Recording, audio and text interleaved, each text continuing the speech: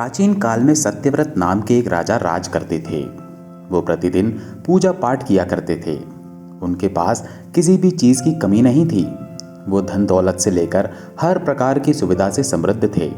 हालांकि इसके बावजूद भी राजा की एक अभिलाषा थी जिसे वो पूर्ण होने की चाह रखते थे। दरअसल राजा सत्यव्रत को किसी प्रकार से स्वर्गलोक जाने की इच्छा थी। वो अपने जीवन में कम से कम एक बार स्वर्गलोक के सौंदर्य को देखना चाहते थे, लेकिन उन्हें इसका मार्ग नहीं पता था। इधर दूसरी तरफ ऋषि विश्वामित्र अपनी तपस्या के लिए घर से बाहर निकले। चलते चलते वो अपनी कुटिया से काफी आगे चले गए थे। काफी समय बीत गया लेकिन वो नहीं लौटे। इस कारण उनका परिवार भूख और प्यास से तड़प रहा था। राजा सत्यव्रत को जब ये पता चला तो उन्होंने ऋषि विश्वामित्र के परिवार के पालन पोषण की जिम्मेदारी ले ली। कुछ समय बाद जब मुनिवर लौटे तो वे अपने परिवार को कुशल देख काफी प्रसन्न हुए। उन्होंने पूछा कि उनकी अनुपस्थिति में किसने उनकी देखभाल की। इस पर ऋषि के परिवार वालों ने बताया कि राजा ने उनके पालन पोषण की जिम्मेदारी उठाई थी। ये सुनकर ऋषि विश्वामित्र तुरंत राजमहल पहुंचे और राजा से मुलाकात की। वहां पहुंचकर उन्होंने सबसे पहले महाराज को धन्यवाद कहा। इस पर राजा ने ऋषि से अपनी इच्छा पूर्ण होने का आशीर्वाद मांगा। राजा की बात सुनकर ऋषि विश्वामित्र ने कहा, बोलिए महाराज, आपको क्या वरदान चाहिए। तब महाराज ने कहा, हे मुनि, मुझे एक बार स्वर्गलोक के दर्शन करने हैं। कृपा करके मुझे वहां जाने का वरदान दें।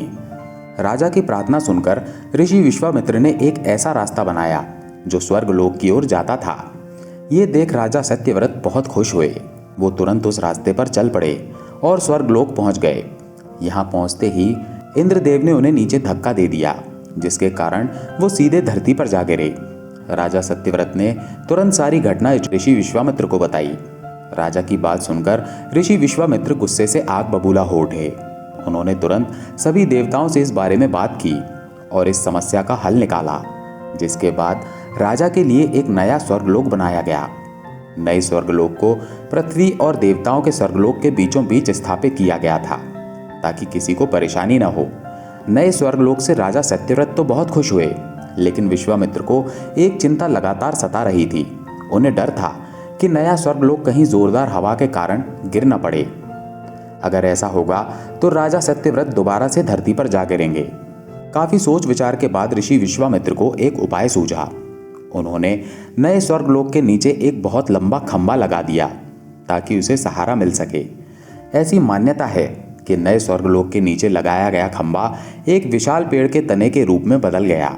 यही नहीं, कुछ समय पश्चात जब राजा सत्यव्रत की मृत्यु हुई तो उनका सिर एक फल में तब्दील हो गया।